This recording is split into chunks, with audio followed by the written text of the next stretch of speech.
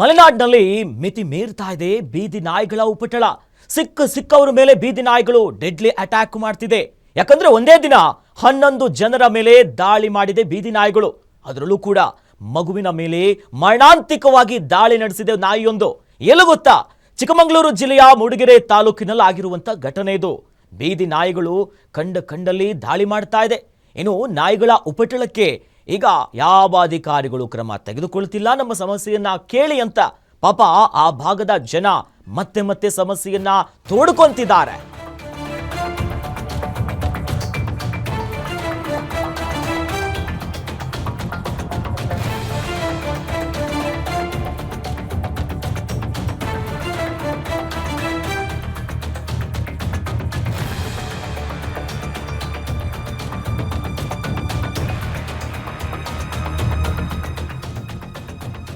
ಚಿಕ್ಕಮಗಳೂರು ಜಿಲ್ಲೆಯಲ್ಲಿ ಒಂದೇ ದಿನ 11 ಜನರ ಮೇಲೆ ಬೀದಿ ನಾಯಿಗಳು ದಾಳಿ ಮಾಡಿದೆ.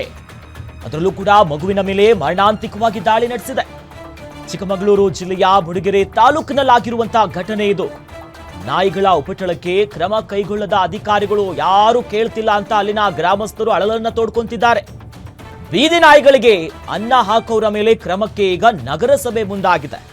ಆದರೆ ನಗರಸಭೆ ಅಧಿಕಾರಿಗಳ ಕ್ರಮಕ್ಕೆ ದೊಡ್ಡ ಮಟ್ಟದ ಆಕ್ರೋಶವನ್ನ ವ್ಯಕ್ತಪಡಿಸುತ್ತಿದ್ದಾರೆ ಅಲ್ಲಿನ ಜನ. ನಾಯಿಗಳಿಗೆ ಸಂತಾನಹರಣ ಚಿಕಿತ್ಸೆ ಕ್ರಮ ಕೈಗೊಂಡಿಲ್ಲ ಅನ್ನೋದಾಗಿ ಕಿಡಿಕಾರ್ತಿದ್ದಾರೆ. ನೋಡಿ, ಒಂದು ಕಡೆ ಸರಿಯಾಗಿ ವ್ಯವಸ್ಥೆ ಅಲ್ಲಿನ ನಗರಸಭೆ ಮಾಡಬೇಕು, ಅಧಿಕಾರಿಗಳು ನಿರ್ಲಕ್ಷ್ಯ ವಹಿಸ್ತಿದ್ದಾರೆ. ಬಟ್ ಯಾರಲ್ಲಿ ಪಾಪ ಇರೋ ಬೀದಿ ನಾಯಿಗಳಿಗೆ ಅನ್ನ ಹಾಕ್ತಿದ್ದಾರೆ ಅವ್ರ ಮೇಲೇನೆ ಈಗ ಕ್ರಮಕ್ಕೂ ಮುಂದಾಗಿರೋ ವಿಚಾರವಾಗಿ ವ್ಯಾಪಕವಾದಂತ ಒಂದು ಅಸಮಾಧಾನವನ್ನ ಆ ಭಾಗದ ಜನ ಹೊರಗಾಗ್ತಿದ್ದಾರೆ. ಒಂದೇ ದಿನ 11 ಜನರ ಮೇಲೆ ಬೀದಿ ನಾಯಿಗಳು ಅಟ್ಯಾಕ್ ಮಾಡಿರೋದು.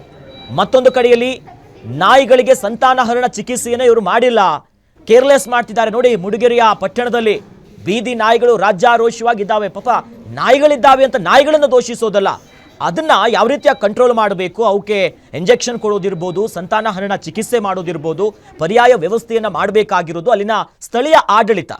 ಬಟ್ ಸ್ಥಳೀಯ ಆಡಳಿತ ಕ್ರಮ ತೆಗೆದುಕೊಳ್ತಿಲ್ಲ ಅನ್ನೋದಾಗಿ ಸದ್ಯ ಅಲ್ಲಿನ ಆ ಎಲ್ಲ ಗ್ರಾಮಸ್ಥರು ಆಕ್ರೋಶವನ್ನ ಹೊರಗಾಗ್ತಿರೋದು.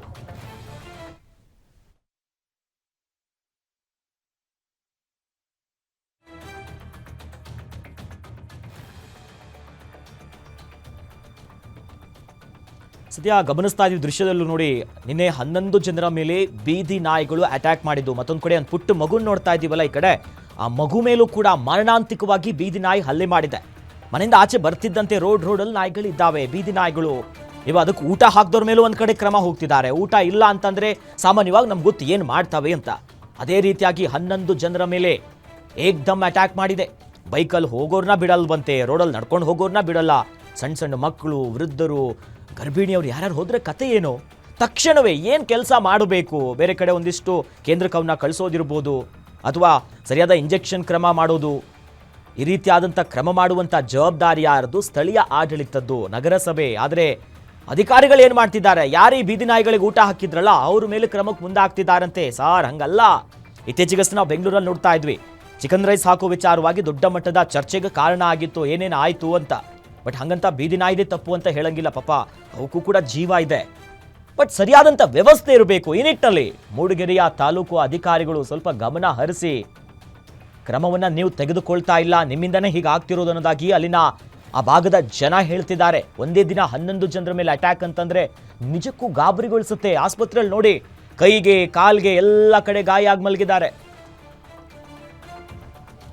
ಈ ಬಗ್ಗೆ ಮಾತನಾಡೋದಕ್ಕೆ ಅಲ್ಲಿನ ಸ್ಥಳೀಯ ವೇಣುಗೋಪಾಲ್ ಅವರು ನಮ್ಮ ಜೊತೆ ಜಾಯ್ನ್ ಆಗಿದ್ದಾರೆ. ಸರ್, ನಮಸ್ಕಾರ. ನಮಸ್ತೆ, ಹೇಳಿ ಸರ್. ಸರ್, ಆ ಭಾಗದಲ್ಲಿ ನಾನು ನಿಜಕ್ಕೂ ಇದು ಕೇಳಕ್ಕೆ ಒಂಥರ ಆಗ್ತಿದೆ. ಆ ರೀತಿಯಾಗಿ ನಾಯಿಗಳ ಉಪಟಳ ಇದೆಯಾ ಸರ್ ಅಲ್ಲಿ? ನಾಯಿಗಳದು ಇದಾಗಿದೆ, ಹಾವಳಿ ಆಗಿದೆ. ನಿಯಂತ್ರಣ ಮಾಡ್ತಲ್ಲ. ಅಧಿಕಾರಿಗಳು ಯಾರು ಬಂದಿಲ್ವ ಸರ್? ಸ್ಥಳೀಯ ಆಡಳಿತ ಅಧಿಕಾರಿಗಳು, ನಗರಸಭೆ ಯಾರು?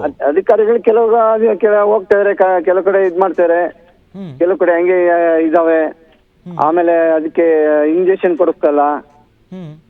ಆಮೇಲೆ ಈ ಮಳೆಗಾಲದಲ್ಲಿ ಯಾವ್ದಾರ ಒಂದು ಹುಚ್ಚು ನಾಯಿ ಕಡಿದ್ರೆ ಇನ್ನೆಲ್ಲವಕ್ಕೂ ಆಗತ್ತೆ. ಮತ್ತೆ ಅದಕ್ಕೆ ಅಧಿಕಾರಿಗಳು ಎಚ್ಚೆತ್ಕೊಬೇಕು. ಮತ್ತೆ ಅದಕ್ಕೆ ಕೊಡ್ಬೇಕಾದಂತ ಆಪರೇಷನ್ ಮಾಡಿಸ್ಬೇಕು, ಟೆಂಡರ್ ಕರೀಬೇಕು. ಅಧಿಕಾರಿಗಳ ಗಮನಕ್ಕೆ ತಂದಿದ್ರೆ ಈ ರೀತಿ ಸಮಸ್ಯೆ ಆಗ್ತಿದೆ ನಮಗೆ ಬೀದಿ ನಾಯಿಗಳದ್ದು ಅಂತ? ನಾವು ಅಧ್ಯಕ್ಷ ಆದಾಗ್ಲೇ ಟೆಂಡರ್ ಎಲ್ಲ ಕರೆದಿ ಅದಕ್ಕೆ ಇಂಜೆಕ್ಷನ್ ಮಾಡಿಸಿ, ಆಪರೇಷನ್ ಮಾಡಿಸಿ ಎಲ್ಲವನ್ನು ಮಾಡಿದ್ವು. ಅವಾಗ ನಿಯಂತ್ರಣಕ್ಕೆ ಬಂದಿದ್ದು. ಕಳೆದ 2 ವರ್ಷಗಳಿಂದ ಏನೂ ಟೆಂಡರ್ ಕರೆದಿಲ್ಲ, ಟೆಂಡರ್ ಇದಿಲ್ಲ, ಕೆಲಸ ಆಗ್ತಿಲ್ಲ. ಹ್ಮ್ ತಕ್ಷಣ ಅದನ್ನ ಬಗೆಹರಿಸಬೇಕು. ಮತ್ತೆ ಜಿಲ್ಲಾಡಳಿತ ಮತ್ತು ಯಾವುದೋ ಒಂದು ನಾನು ಚಾನಲ್ ಅಲ್ಲಿ ನೋಡಿದೆ, ಒಬ್ಬರು ಸದಸ್ಯರು ಹೇಳಿದ್ರು, ಇದು ನಮಗೆ ಬರಲ್ಲ, ಪಶುಗೋಪನಾ ಇಲಾಖೆಗೆ ಬರುತ್ತೆ ಅಂತ. ಪಶುಗೋಪನಾ ಇಲಾಖೆ ಅವರು ಚಿಕಿತ್ಸೆಗೆ ಮಾತ್ರ ಅವರು ಸಾರ್ವಜನಿಕರನ್ನ ಒಂದು ಬ್ರೇಕ್ ಹಾಕುವಂತ ಕೆಲಸ ಮಾಡ್ಬೇಕು. ಬಟ್ ಅವ್ರ ಮೇಲೆ ಇವ್ರ ಮೇಲೆ ಅವ್ರು ಹೇಳ್ತಾ ಇದ್ರೆ ಅವ್ರ ಮೇಲೆ ಹಾಕೋದಲ್ಲ. ಜನರ ಕಥೆ ಏನು ಅಂತ. ನಗರಸಭೆ ಆಗ್ಲಿ ಜಿಲ್ಲಾಡಳಿತ ಆಗ್ಲಿ ನಮ್ಗೆ ಅದಕ್ಕಿಂತ ಸಾರ್ವಜನಿಕರು ಮುಖ್ಯ. ಸಾರ್ವಜನಿಕರಿಗೆ ಯಾವುದೇ ತೊಂದರೆ ಆಗಬಾರ್ದು, ಅದನ್ನ ನಿಯಂತ್ರಣ ಮಾಡೋದು ಅತಿ ಮುಖ್ಯವಾದದ್ದು. ಮೊನ್ನೆ ಪೌರಾಯುಕ್ತರ ಹತ್ರ ನಾನು ಮಾತಾಡಿದ್ದೀನಿ. ತಕ್ಷಣ ಅದನ್ನ ನಿಲ್ಲಿಸ್ಬೇಕು, ಅಧ್ಯಕ್ಷರು ಅದಕ್ಕೆ ಎಚ್ಚೆತ್ಕೊಂಡು ಸ್ವಲ್ಪ ಅದ್ರ ಗಮನ ಹರಿಸ್ಬೇಕು ಅಂತೇಳಿ ನಂದು ಒತ್ತಾಯ ಇದೆ. ಎಸ್, ಧನ್ಯವಾದಗಳು ಸರ್ ಗ್ಯಾಂಟಿ ನ್ಯೂಸ್ ಜೊತೆ ಮಾತನಾಡೋದಕ್ಕೆ. ಇನ್ನೋರ್ವ ಸ್ಥಳೀಯರು ಅಶೋಕ್ ಕೆಂಪನಹಳ್ಳಿ ಅವರು ನಮ್ಮ ಜೊತೆ ಜಾಯ್ನ್ ಆಗಿದ್ದಾರೆ. ಸರ್ ನಮಸ್ಕಾರ. ನಮಸ್ತೆ ಸರ್. ನಮಸ್ತೆ ಸರ್. ಏನ್ ಸರ್ ಈ ರೀತಿಯಾಗಿ ಬೀದಿಯಲ್ಲಿ ನಾಯಿಗಳೇ ಕಾಣಿಸ್ತಾ ಇವೆ, ಡೆಡ್ಲಿ ಅಟ್ಯಾಕ್ಗಳು ಮಾಡ್ತಾ ಇದೆ, ಅಧಿಕಾರಿಗಳ ಗಮನಕ್ಕೆ ಬಂದಿಲ್ವಾ ಅಲ್ಲಿನ ಸ್ಥಳೀಯ ಅಧಿಕಾರಿಗಳಿಗೆ? ಸರ್ ಅದೇ ವಿಪರ್ಯಾಸ. ಯಾಕೆಂತ ಹೇಳಿದ್ರೆ ಇವತ್ತು ಸಾರ್ವಜನಿಕ ವಲಯದಲ್ಲಿ ರಾತ್ರಿ ಆದ್ರೆ ಸಿಂಗಲ್ ಆಗಿ ಯಾರು ಓಡಾಡಕ್ ಆಗ್ತಾ ಇಲ್ಲ. ಹಾಗಾಗಿ ಈಗಾಗ್ಲೇ ಹಿಂದೆ ನಗರಸಭೆ ಒಂದು ಚಿಂತನೆ ಕೂಡ ಮಾಡಿತ್ತು, ಏನು ಚುಚ್ಚುಮದ್ದು ನೀಡೋದ್ರ ಮುಖಾಂತರವಾಗಿ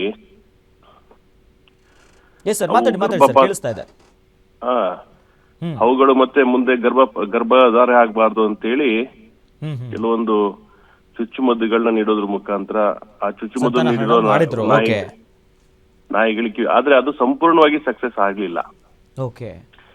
ಈಗಿಲ್ಲ ಅಂದ್ರೆ ಇನ್ನ ಮುಂದಿನ ಪೀಳಿಗೆ ಇನ್ನೊಂದು 5-6 ವರ್ಷಗಳಲ್ಲಿ ನಾಯಿ ಸಂತಾನ ಅಥವಾ ಬೀದಿ ನಾಯಿ ಸಂತಾನ ಕಮ್ಮಿ ಆಗ್ತಾ ಇತ್ತು. ಹಾಗಾಗಿ ಅದನ್ನ ಸಂಪೂರ್ಣವಾಗಿ ವ್ಯವಸ್ಥಿತವಾಗಿ ಮಾಡ್ಬೇಕಾಗಿತ್ತು. ಈ ಗ್ರಾಮೀಣ ಅಧಿಕಾರಿಗಳಿಗೆ ಏನ್ ಹೇಳ್ತಿದ್ದಾರೆ ನೀವು ಹೋಗಿ ಪ್ರಶ್ನೆ ಮಾಡಿದಂತ ಸಂದರ್ಭ? ಯಾಕಂದ್ರೆ ಒಂದೇ ದಿನ 11 ಜನರಿಗೆ ಕಚ್ಚಿದೆ. ಇಲ್ಲ, ಬೇಜವಾಬ್ದಾರಿ ಇದೆ. ಅಧಿಕಾರಿಗಳು ಕರೆಕ್ಟ್ ಆಗಿ ಕೆಲಸ ಮಾಡಿದ್ರೆ ಇಷ್ಟು ಸಂಪೂರ್ಣವಾಗಿ ಅದನ್ನ ಕಂಪ್ಲೀಟ್ ವರ್ಕ್ ಮಾಡ್ಬೋದಿತ್ತು, ಆದ್ರೆ ಮಾಡಕ್ ಆಗಿಲ್ಲ ಇವ್ರ ಕೈಲಿ. ಹೌದು.